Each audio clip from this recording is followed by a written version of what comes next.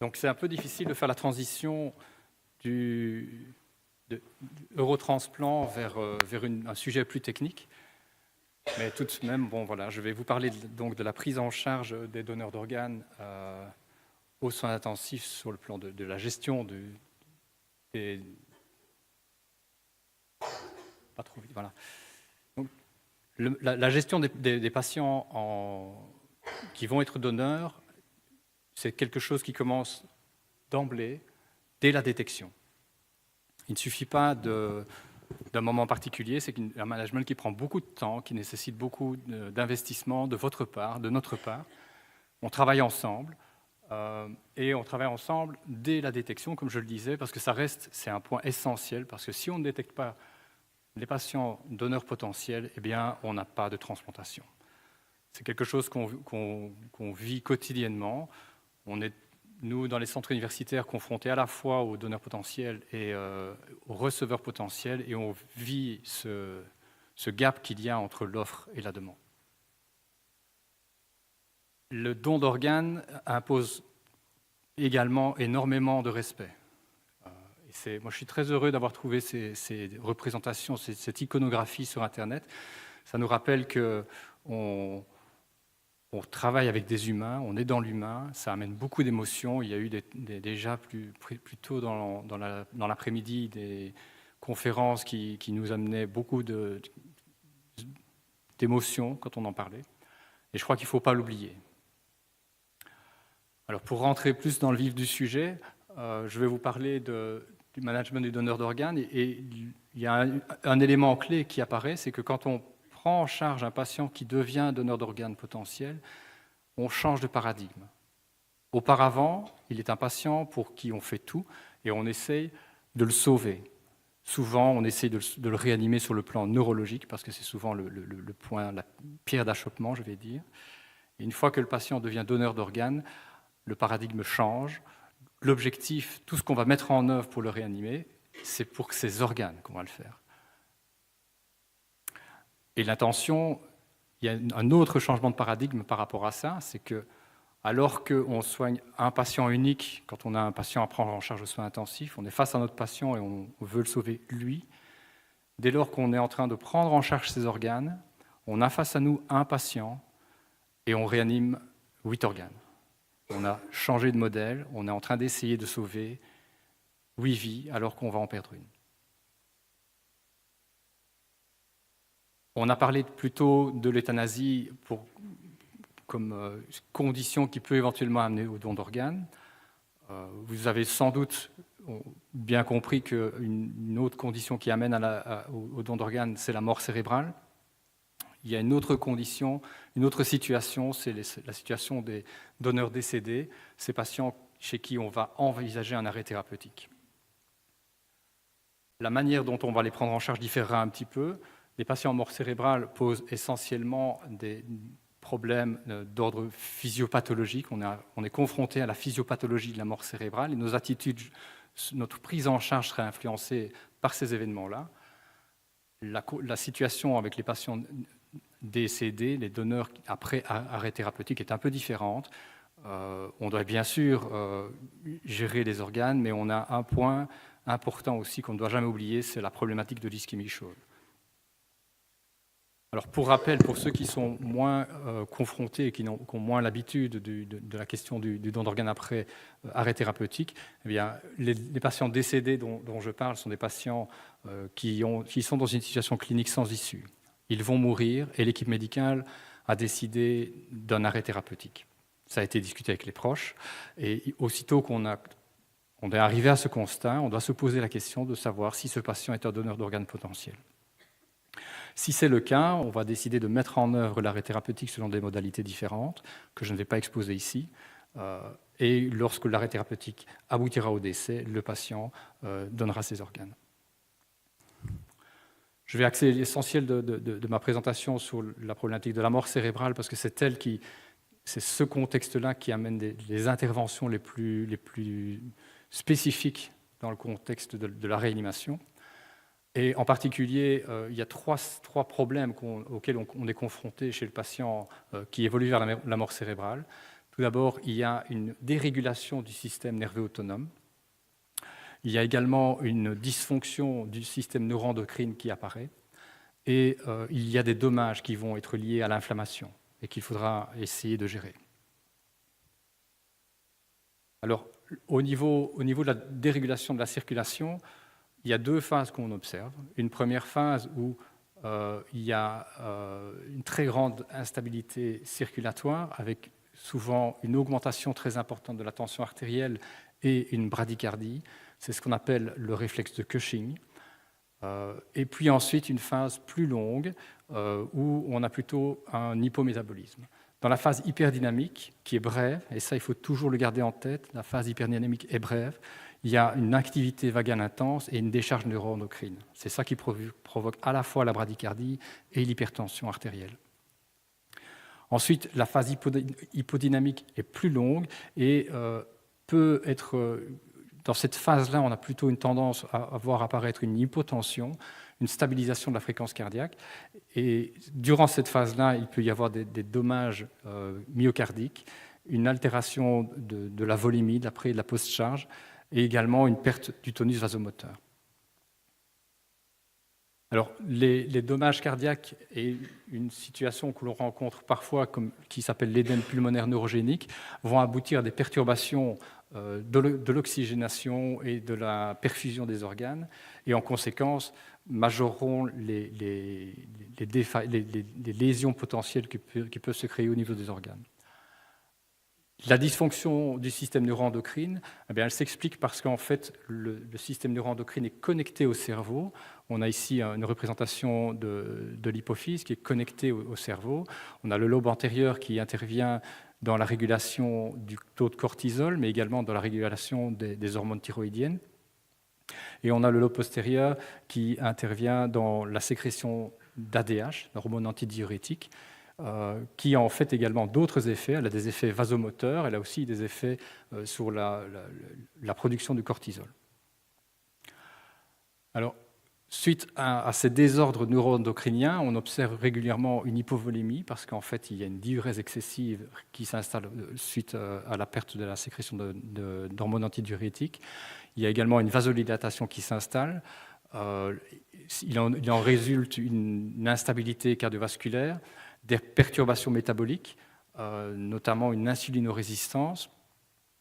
Et au global, il y a une hypoperfusion systémique qui pourrait majorer encore les dommages causés aux organes. Le phénomène de la mort cérébrale va également induire la sécrétion de cytokines, provoquer des réactions inflammatoires importantes, avec notamment une libération de TNF, d'IL-1, d'autres médiateurs de l'inflammation. Il y a également une activation du complément, une activation de la réponse immune innée et une activation endothéliale. Et là encore, ça va majorer les dommages qui sont causés aux organes et majorer le risque que les organes, une fois transplantés, soit ne reprennent pas du tout leur fonction, ou alors que la fonction des organes ne reprenne tardivement. Ce qui, évidemment, pour le receveur, peut être vraiment préjudiciable. Imaginez un transplanté cardiaque dont le cœur ne reprend pas immédiatement après la transplantation. On est dans une situation vraiment très critique. Les problèmes les plus fréquents rencontrés après le passage en mort cérébrale, c'est d'une part l'hypothermie, qui n'est pas en soi un problème majeur, l'hypotension, expliqué par les différentes choses que je vous ai expliquées, et le diabète insipide. On a à peu près toujours une hypothermie qui s'installe. Dans environ 80% des cas, les patients deviennent hypotendus. Et le diabète insipide, c'est grosso modo une fois sur deux, voire un peu plus. Alors, la prise en charge, la réanimation du patient donneur d'organes, elle est la même au point de vue des cibles de paramètres. C'est la même chose que pour n'importe quel patient pris en charge aux soins intensifs. Il faut viser une pression artérielle moyenne autour de 65 mm de mercure. Il faut veiller à avoir un remplissage suffisant. Là, ici, sur la dia, j'ai mis la pression veineuse centrale, mais ce n'est certainement pas le meilleur paramètre pour évaluer la volémie. Grosso modo, quand on est dans la fourchette, autour de 5 cm d'eau, mm de mercure de de pression veineuse centrale, on doit s'attendre à avoir un remplissage suffisant. Il faut veiller à ce que les électrolytes soient dans les valeurs normales, avoir un contrôle de la glycémie, parce que je vous ai déjà dit que ces patients-là ont un déficit d'hormones antidiurétiques. Si on a une hyperglycémie, on risque de majorer encore la déplétion hydrique, parce que l'hyperglycémie va induire une perte d'eau supplémentaire via les urines. Et il faut veiller à ce que le pH artériel soit dans les normes. Alors, lorsqu'on est confronté à un patient qui évolue vers la mort cérébrale, dans la première phase, il devient hypertendu, souvent, et on est tenté de mettre en œuvre un traitement par rapport à ça. Si on doit le faire, il faut être très vigilant, il faut envisager des traitements qui ont une demi-vie courte, parce que autrement, on risque d'être confronté après à des difficultés de réanimation dans la mesure où derrière cette phase hyperdynamique, qui est brève, on a une phase hypodynamique qui va durer beaucoup plus longtemps.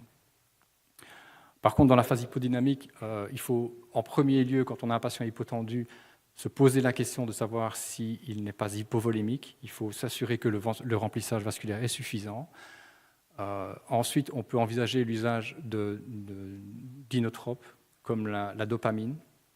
J'y reviendrai un petit peu plus tard, et comme la noradrénaline. Mais de nouveau, lorsqu'on met un patient sous noradrénaline, si l'on voit qu'on doit majorer les doses de manière importante, il faut se reposer la question de savoir si on n'est pas en situation d'hypovolémie. Je viendrai un peu plus tard aussi, vous verrez que la gestion de la volémie est un peu délicate, parce que trop peu, ce n'est pas bien, mais trop, ça peut être délétère. En cas d'échec, en cas de grosse instabilité hémodynamique, certains recommandent de faire une substitution hormonale en hormones thyroïdiennes. Moi, personnellement, je n'ai jamais été amené à le faire, mais c'est un élément qui est décrit dans la littérature. Dans le monitoring, il est également intéressant de monitorer le lactate, parce que c'est un marqueur précoce d'un déficit de perfusion. Je pense qu'il est même beaucoup plus intéressant à suivre que la saturation veineuse en oxygène, qui est un paramètre qui va apparaître tardivement par rapport à la situation d'hypoperfusion tissulaire. Alors ici, je vais maintenant passer en revue quelques éléments spécifiques aux organes. On a ici un élément spécifique à la réanimation du cœur, et il est intéressant de voir qu'il y a une étude qui a montré que le fait d'instaurer un traitement par dopamine à la dose de 4 gamma-kilominutes permet une amélioration de la survie des opérés cardiaques transplantés du cœur à 3 ans. Je ne crois pas que c'est une étude qui soit répétée. Je n'ai pas vu d'autres données dans la littérature à ce stade, mais néanmoins, c'est intéressant. Cette observation est intéressante, et je crois que ce n'est pas délétère pour le donneur potentiel d'être mis sous dopamine. Et manifestement, on le verra aussi pour les reins, c'est potentiellement bénéfique pour les organes, donc je pense que c'est à considérer. Voilà, ici on a le taux de survie sous dopamine en bleu et sans dopamine en rouge. Alors, en ce qui concerne la réanimation pulmonaire, de nouveau, on est dans le même contexte que n'importe quel patient de soins intensifs. On doit faire de la ventilation protectrice. On doit veiller à ne pas mettre des volumes trop importants, des volumes minutes trop importants. Des volumes courants trop importants. On doit veiller à ajuster la pression de fin d'expiration de manière à maintenir le recrutement alvéolaire. Certains recommandent même de faire des manœuvres de recrutement itératives plusieurs fois au cours de cycles de 24 heures. Les mesures classiques de prévention des infections pulmonaires sont recommandées, donc on élève la tête à 35 degrés ou 40 degrés, on vérifie que la pression du ballonnet soit correcte de manière à éviter les problèmes d'inhalation. L'objectif, c'est d'avoir un rapport PaO2 et FiO2 au-dessus de 300, et il n'est pas utile de régler la FiO2 à des valeurs élevées. Les recommandations vont plutôt dans le sens de maintenir la FiO2 minimale nécessaire pour avoir une PaO2 autour de 100 mm de mercure. Et en cas d'échec, il faut vraiment explorer les poumons, faire des fibroscopies, faire des prélèvements pour rechercher une éventuelle infection. Une infection pulmonaire ne veut pas dire qu'il n'y aura pas de transplantation pulmonaire. Ça va vraiment être jugé au cas par cas par les responsables de la transplantation des organes considérés. Au niveau rénal, j'ai déjà touché un mot sur le diabète insipide. Le rein n'aime pas d'être en situation d'hypovolémie. il n'aime pas non plus quand l'organisme a perdu son système nerveux autonome, donc il est dans une situation un peu délicate. Il faut veiller à avoir une volémie suffisante, mais je vous ai dit, oui, j'ai oublié de spécifier, pour le poumon, il faut éviter de le mouiller trop. Donc on est dans un paradoxe où d'un côté, on veut avoir une hémodynamique suffisante, adaptée, on veut avoir des reins qui fonctionnent bien, qui urinent bien, et d'un autre côté, on veut garder des poumons relativement secs. Donc c'est toujours un petit peu un conflit par rapport à ça. Il faut trouver la juste balance de manière à bien gérer à la fois le poumon, les reins dans cette situation. Donc, par rapport au diabète insipide, il faut éviter d'être en retard. On est de toute façon très souvent en retard de remplissage dans le cadre de la mort cérébrale, soit parce que les facteurs qui ont amené à la mort cérébrale, s'ils sont d'origine traumatique, font que le patient est hypovolémique, soit parce que lorsqu'on a un diabète insipide, le temps qu'on s'aperçoive que le patient soit en diabète insipide, il a déjà perdu beaucoup d'eau. Donc on est en retard.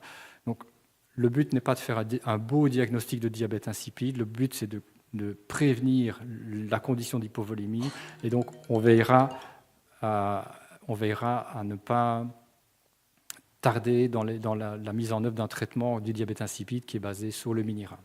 Donc le minirin, en général, on administre 2 à 4 gammas en intraveineux. Moi, ce que je fais souvent, c'est 2 gammas en intraveineux et 2 gammas en sous-cutané. Ça sera à discuter avec les médecins, soit ceux qui sont ici, soit vos médecins dans vos unités.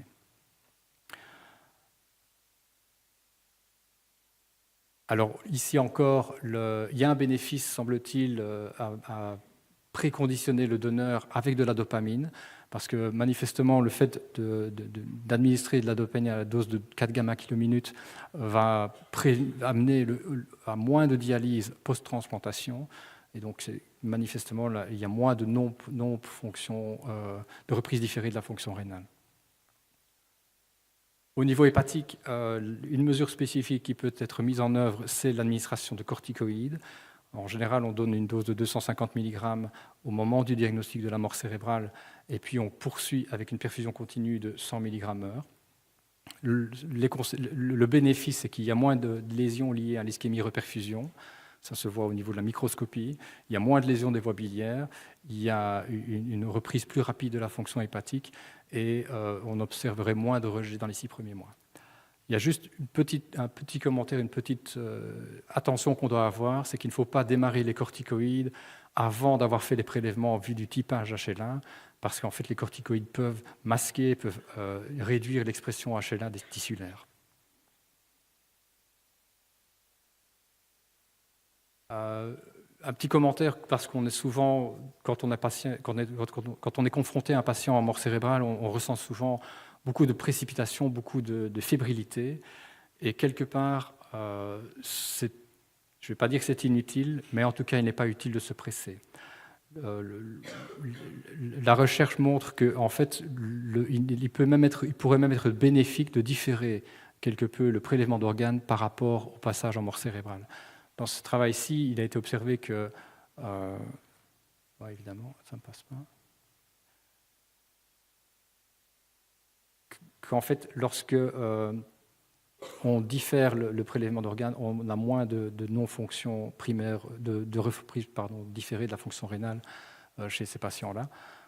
Et apparemment, il y a moins de défaillance à 1 et à 3 ans. Petit mot sur les patients DCD3, parce que tout ce que je viens d'exposer est partiellement vrai pour les DCD3. Il y a des particularités néanmoins en ce qui concerne des donneurs d'organes qui vont être donneurs après un arrêt thérapeutique. Tout d'abord, un point qui est touchy, qui met toujours un petit peu mal à l'aise, c'est la question de l'analgosédation. Moi, je pense que l'analgosédation doit être ciblée sur le confort du patient, évidemment. Elle doit aussi être ciblée sur les proches. Il faut faire en sorte que le patient soit dans une situation qui est rassurante pour les proches. Si on a un patient qui paraît inconfortable aux yeux des proches, je pense qu'il est pertinent d'appuyer sur la sédation de manière à ce que le patient se présente de la manière la plus sereine possible. Et il est également important d'optimiser la sédation, l'analgosédation en vue du don d'organes. Comme on va vers un arrêt thérapeutique, on ne doit pas hésiter à avoir une sédation appuyée.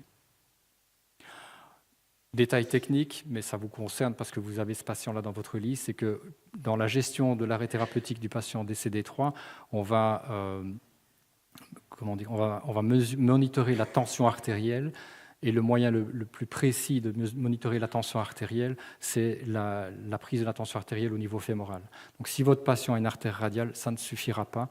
Il faudra demander à votre médecin de poser une artère fémorale de manière à ce qu'on ait une mesure adéquate de la tension artérielle. Et puis enfin, au bloc opératoire, donc c'est peut-être pas tout de suite concerné par ça, mais au bloc opératoire, on peut aussi mettre en œuvre des mesures spécifiques pour le patient qui va être donneur suite à un arrêt thérapeutique. Et ce sont des mesures où on fait un switch entre l'analgosédation administrée par voie intraveineuse vers une analgosédation basée sur les agents halogénés, parce qu'il est montré que les agents halogénés ont un effet protecteur bénéfique contre l'ischémie-reperfusion, contre l'ischémie chaude, et c'est justement un des éléments clés que l'on redoute après d'organes en arrêt circulatoire. Alors le futur, il sera certainement différent. Les choses changent déjà. Probablement que le futur comportera une réanimation des organes en dehors de l'enveloppe corporelle du donneur. C'est déjà vrai quelque part pour les donneurs de reins. Les greffons rénales sont régulièrement mis sur des machines de perfusion. C'est vrai aussi, c'est faisable également de réanimer un foie de manière à voir quelle est sa fonction en le mettant dans une machine de perfusion. Et également pour le cœur, qu'on peut réanimer, auquel on peut administrer des inotropes, sur lequel on peut faire des échographies cardiaques pour voir si la fonction reprend et si ce greffon peut éventuellement être transplanté ou pas. Les poumons également, il y a des modèles, je crois que la KUL a développé aussi un modèle de réanimation pulmonaire. Il est possible de réanimer les poumons en dehors de l'enveloppe corporelle, de manière à les conditionner pour la transplantation, à voir s'ils seront fonctionnels lors de la transplantation. Donc, pour résumer ce parcours, je reviens sur la clé essentielle, c'est détecter et identifier les donneurs potentiels précocement. Il faut les réanimer également précocement et de manière adaptée. Il y a quelques objectifs spécifiques que j'ai pointés dont il faut tenir compte. Vraisemblablement, il n'est pas utile de se précipiter, et là je crois que les chirurgiens qui sont en charge des prélèvements d'organes vont être ravis parce qu'on les poussera peut-être moins à aller intervenir en pleine nuit pour faire un prélèvement d'organes. Et comme je vous ai dit, le futur est peut-être la réanimation en dehors du corps. Alors, si on devait faire une checklist, elle pourrait s'échafauder comme ceci. Selon qu'on a affaire à un DBD ou un DCD, il faut veiller à des points spécifiques. Pour le donneur d'organes en mort cérébrale, c'est le diabète insipide. Comment je gère la phase hyperdynamique? Comment je gère la phase hypodynamique? Est-ce que je fais de l'hormonothérapie, en particulier la desmopressine, donc le mini-rein? Pour le donneur décédé, c'est l'analgosédation, veiller à ce qu'il y ait une voie artérielle fémorale posée.